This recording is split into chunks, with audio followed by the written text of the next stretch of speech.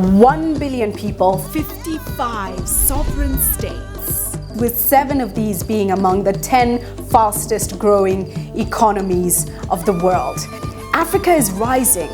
Everyone's talking about this. But is this by chance or by design?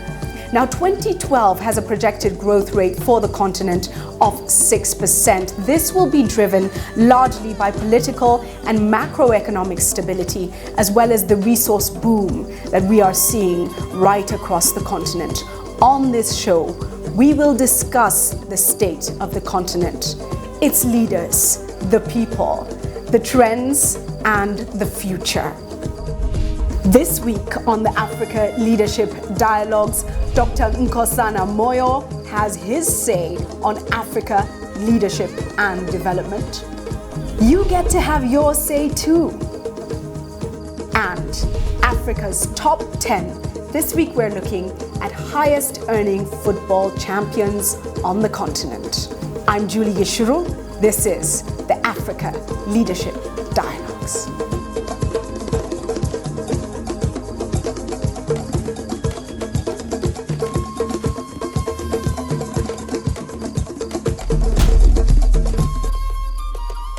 We begin with a one-on-one session with Dr. Nkosana Moyo, the Executive Chairman of the Mandela Institute for Development Studies. Now, Moyo was the Vice President and Chief Operations Officer of the African Development Bank. Prior to this role, he served at the International Finance Corporation and was managing partner of Africa for Actis, a leading private equity investor in emerging markets. He was the Zimbabwean Minister of Industry and International Trade, but resigned from President Robert Mugabe's government in 2001. He had gone on record expressing concern over lawlessness that he said was impacting on labor issues, business operations, and the level of investor confidence in Zimbabwe. Now, through the Mandela Institute for Development Studies, otherwise known as MINDS, Moyo and co-founders Gracia Machel and Tanzanian entrepreneur Ali Mufuruki seek to address the short, medium, and long-term development challenges on the African continent in a holistic and comprehensive manner. I spoke to Nkosana about Africa, leadership, and development. Let's take a look at what he had to say. Thank you, Nkosana, for joining us on this show. People are pretty optimistic about Africa. Where do you think Africa is right now, and where is she headed? You know, in management theory, you can take the view that a half-full person or a half-empty, cup is half empty, cup is half full. As an African, I'm very impatient with Africa. So for me, as an African and as a person, I look at what needs to be done that is not working right. So without denying what is there, I say my attention and effort needs to be directed to what is not working. So how do I look at Africa? I look at Africa post-independence period, so last 50 years. And I look at where Africa has got to relative to other easy to compare countries. You look at Ghana, you look at Malaysia, you look at Singapore, because it gives you an ability to track those countries. Yeah? The Malaysia and Singapores of this world have gone from being developing states to being developed countries in this period. Yeah? You know, like Lee Kuan Yew's book about from third world to first world in whatever the period is. Africa in the last decade only, has been growing at respectable rates. The question then is, what is the causal relationship between that growth rate and what Africans have actually done to cause the growth to happen? Is it things that we've done, or is it environmental issues, some of which are outside of our control? My own humble opinion is that when you unpack this issue, you find that a significant component of what's caused the growth is actually what people call exogenous or external factors or whatever. You know, the growth of China, the demand of natural resources by the world at large in terms of oil and gas and solid minerals and so on and so on. That demand has created higher values of these commodities in Africa. But when we look at the policy framework, the governance issues, the security issues in Africa, the macroeconomic issues, inflation issues, and so on, I think it becomes very difficult to draw a line which says, this is what I've done, and this is what I've got out of what I've done. We need to be doing our own research. We need to be looking at our own circumstances and mapping our own solutions, Yes. you are saying. Yes, and that is incidental not to deny partnership with other people, not at all. But the ownership of the process, the setting of the agenda, and the articulation of the prioritization needs to be ours. And then we can invite those who would like to work with us to come and work with us, by all means. So let's try and simplify this. Let me ask you this, Nkosana. Do we as Africans love ourselves enough? Oh my goodness, you ask a difficult question. Do we love ourselves enough? Do we respect ourselves enough? Without going into the causes, I would say the evidence would suggest not. Why do I say this? Part of our problem with the development outcomes being disappointing, in my opinion, is that everything we try to do, almost everything, appears to me to be copied from somebody. There is nothing that is being grounded on who we are. Now, if we are not building our efforts on who we are, there must be an implication that we don't like who we are. And I think for as long as we don't like who we are, the chances are that we're not going to succeed. I think the probability of succeeding is going to be really, really low. Two easy explanations for this. If we copy from other people, we automatically exclude from an understanding perspective the majority of our people. So you and I, you've got exposure, we've traveled, we're aware of what happens from where these models are copied. So you and I, and the people we represent who are like us, the elites, you've got a fair shot at being able to manipulate these levers that we are borrowing from other people. But that's not where the center of gravity of the African population is. So why then are we excluding, as participants in economic development, the majority of our people? In order to bring them back into play, we would have to create a platform that they can identify with, that they can literally see themselves in the framework we use, so that they then say, this is familiar, I understand the institutional framework, I understand the purpose why these things are being done, I can play, I'm part of the game. We've taken that all out, and the majority of our people are now almost like observers. They are not participants. Shall I give you a couple of examples to illustrate this? Law. The way we construct our laws, our constitutions, our courts, our judiciary, and so on. In law, we say that you cannot plead ignorance from law. Now, if you cannot plead ignorance from law, it means the old lady and old man who reside in the middle of nowhere in the rural areas are subject to exactly the same law as you and I are. So the compliance with law has got nothing to do with education.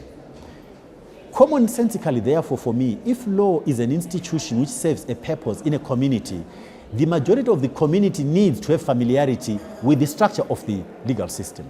Now, there is no society, literally by definition, there is no society that is ever existed which did not have its own ways of regulating the interaction of individuals within itself.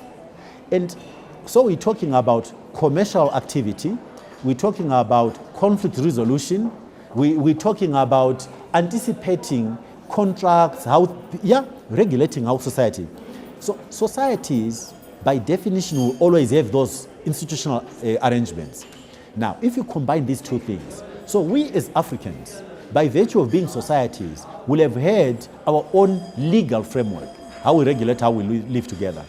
You put that side by side with, you cannot plead ignorance from law, everybody is subject to the same law. You would have thought that commonsensically, the way we build our body of law and everything that goes with it, has got to be derived from our own practices. And I am not, as some people will say to me, oh, Nkosana, you want us to go primitive and stay there. That's not what I'm saying. Let's go back to understanding historically who we are. What makes us who we are? How did our societies function? Some examples of that, for instance, the application of the Gashasha system, court system in Rwanda. Also, I think there are communities where circumcision was done a little bit later in life, and where now, instead of actually doing the circumcision out in the forest, they take the young people there, take them through the learnings and the knowledge process, but not the actual circumcision. Exactly, this combination of evolution. Precisely. So, because of the evolution of medicine, if you like, there is no reason why young men should be circumcised exactly the same way and have a huge percentage of them die, actually, as happens. But the lessons, the basis, the cultural value of circumcision does not have to be lost.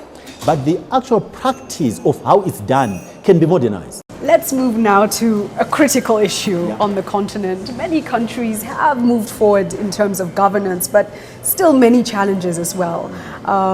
What are your thoughts on Africa's position right now in terms of the kinds of leaders that we have?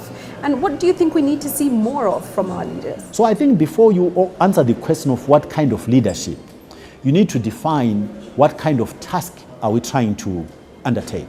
What is the challenge? So, in my mind, today, what is my challenge? My challenge includes, it's not exclusive, includes things like climate change. It includes the management of natural resources in a world in which natural resources are becoming scarce in terms of, so the supply-demand equation is now getting much more problematic in terms of the demand is way above as we project forward to where the supply is going to be.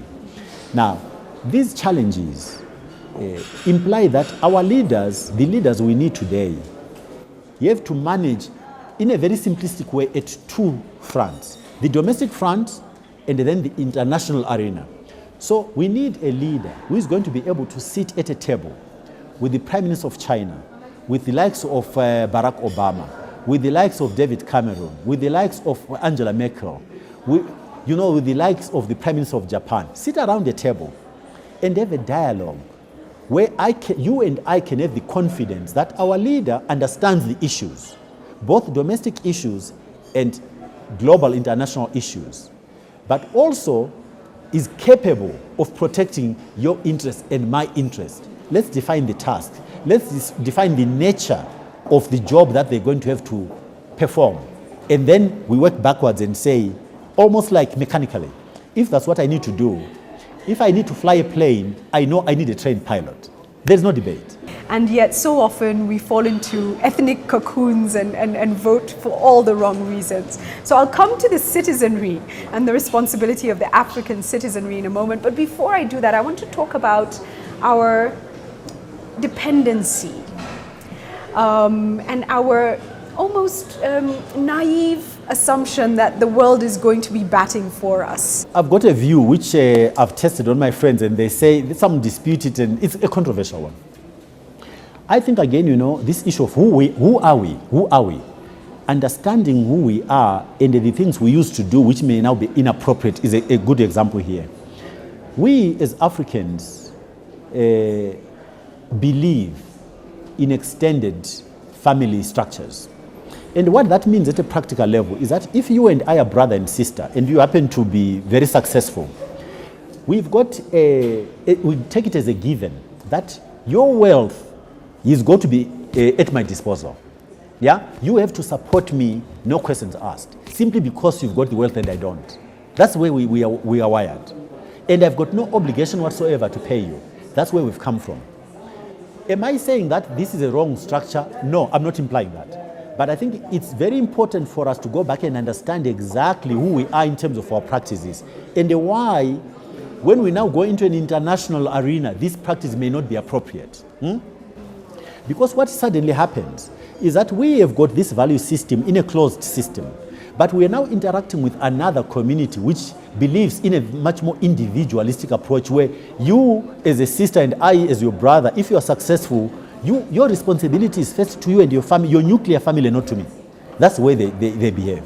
But now, when we come to the interface of aid, in my opinion, we have subconsciously taken our extended family practices and applied them so that we say, if you've got money, you've got an obligation, you share it as a given, simply because you've got fair. it. Yeah. It's equitable. Just give us I know. some.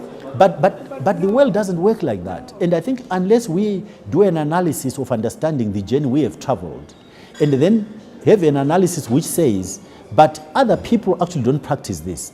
So which is the appropriate mode of behavior when we are now interfacing with communities that do not practice this traditionally? How should we adjust?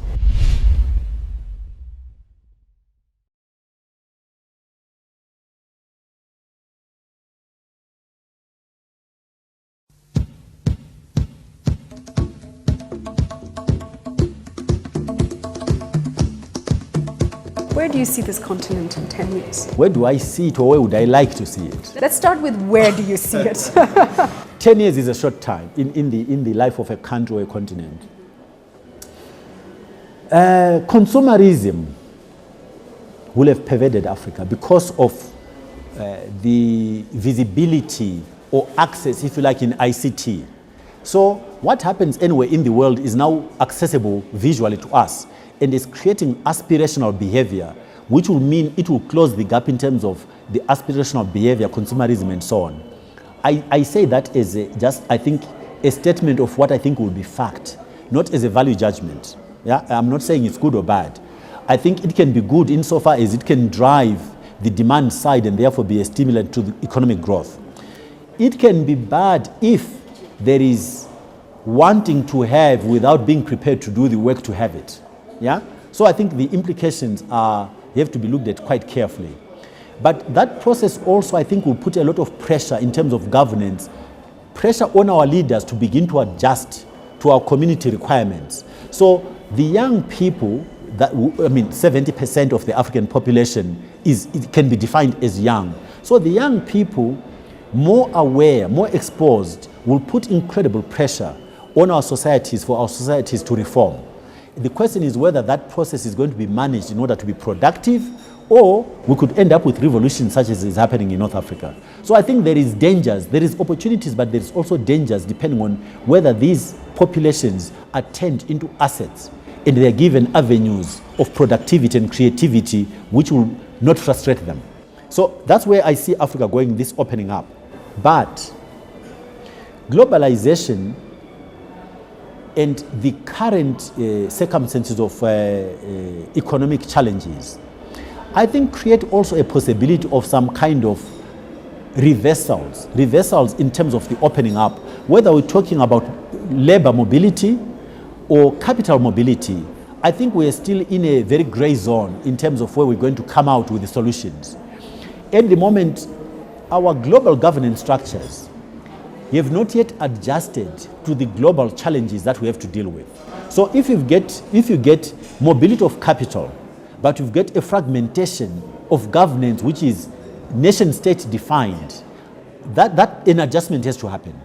And to be honest with you, I'm not smart enough to foresee where the adjustment is going to happen. And I think a close watch on how Europe is going to evolve in this issue, the euro and the challenges of the nation-state behavior in this collective could in many ways be illustrative of whether we're going to have the courage to continue with opening up, or if the solution in Europe comes out in the wrong place, we might then see people getting cold feet and saying, you know what, we need to rethink. Mm-hmm. Yeah. So I don't think some elements of what's going to be around in 10 years are clear, but other elements are not so clear. Okay. Yeah, where would you like to see us, briefly? Yeah, where I would like to see, let me confine this to Africa specifically. I would like to see Africa as a continent become much more homogeneous in terms of its practices, to facilitate the mobility of labor and capital across the African boundaries. So I would like to see a much more integrated African economy so that we can become competitive with other continents, so that the business activity within intra-Africa, trade as an example, becomes a much more significant part. Above 20%, at the moment is somewhere in the region of about 10%, 10-12%, which is minuscule compared to what's going on. It's a very inefficient process when we sell outside of Africa and then re-import most of the stuff we need, which we could have sold across borders amongst ourselves. So if there is one thing that I would like to see more of, is a much more unified African economy. Point number one. Point number two, I would like to see African countries generally spending much more of their budgets on education. I'm not going to ask for a long list, Those are the two things I would ask for. Yes. Now, Nkosana, we spoke briefly, I mentioned citizenry and the responsibility of the citizenry. And we're going to wind this up with a request for you to look at that camera and give your message to the African citizens, the people of this continent. What would you say to them about how we can move forward, what we need to do, please? My message is a simple one to my fellow citizens in Africa. Up to date, we've tended to do two things as citizens. We've looked to the international community for solutions, and second, we've looked to our governments for solutions.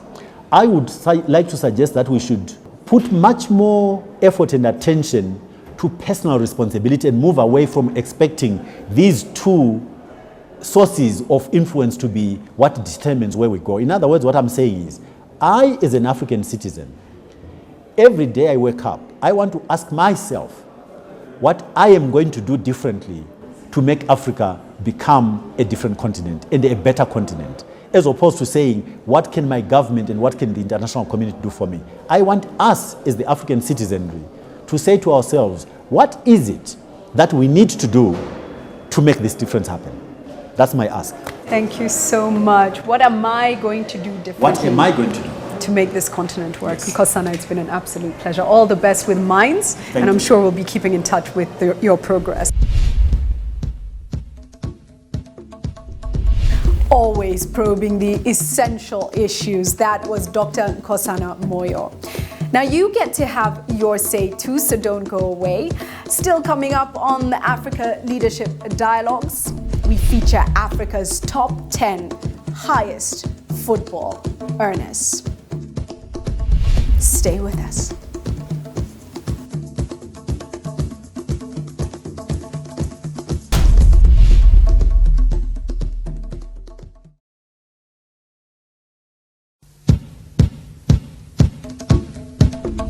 Time for Africa's top 10, and this week we're looking at Africa's top 10 highest earning football champions. Starting our countdown at number 10 is John Obi Mikel. Mikel was born in Nigeria and plays for Chelsea. He reportedly earns an annual salary of $5.8 million. When he was just 18 years old, he was linked with a move to Manchester United but ended up signing for Chelsea under highly controversial circumstances. Coming in at number 9 is Michael Essien from Ghana. He plays for Chelsea but is currently on loan to Real Madrid. Essien reportedly earns an annual salary of $6.6 million. At number 8 is Kolo Toure, who was born in the Ivory Coast and plays for Manchester City. He earns an annual salary of $7.5 million. At number 7 is Frederic Kanute. Born in Mali and plays for Chinese club Beijing Guoan. Kanute reportedly earns an annual salary of $8.1 million. Coming in at number 6 is Christopher Samba, who was born in the Republic of Congo and plays for Queen's Park Rangers. He reportedly earns an annual salary of $9.9 million. In January 2013, Samba joined QPR from Angers Makashkla for a reported fee of $19.7 million.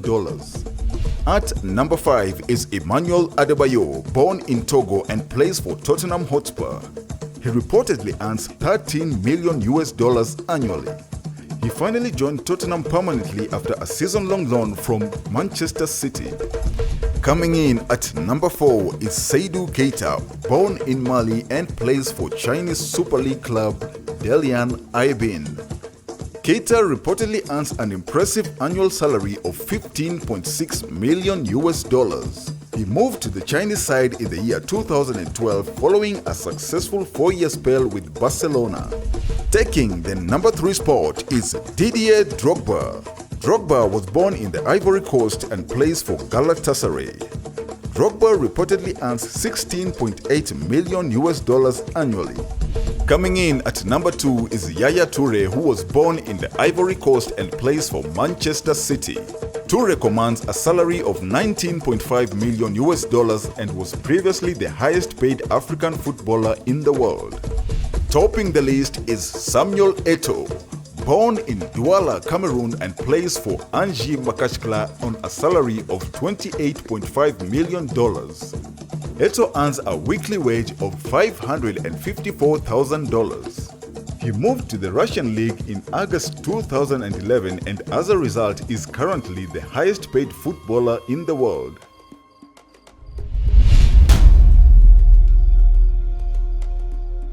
It's particularly interesting to note that the English Premier League teams have invested quite heavily in African players, and 3 of them, of course, playing for Man City, although one is on loan at the moment. But also, of this top 10 list, 90% of the players are from West Africa, which begs the question, what is West Africa doing right? And can this be replicated right across the continent? That's Africa's Top 10 this week. So this has been the first show of the Africa Leadership Dialogue, the inaugural show. We hope you've enjoyed it and we'd love to hear your views. It's so simple. This is how you can get into the conversation.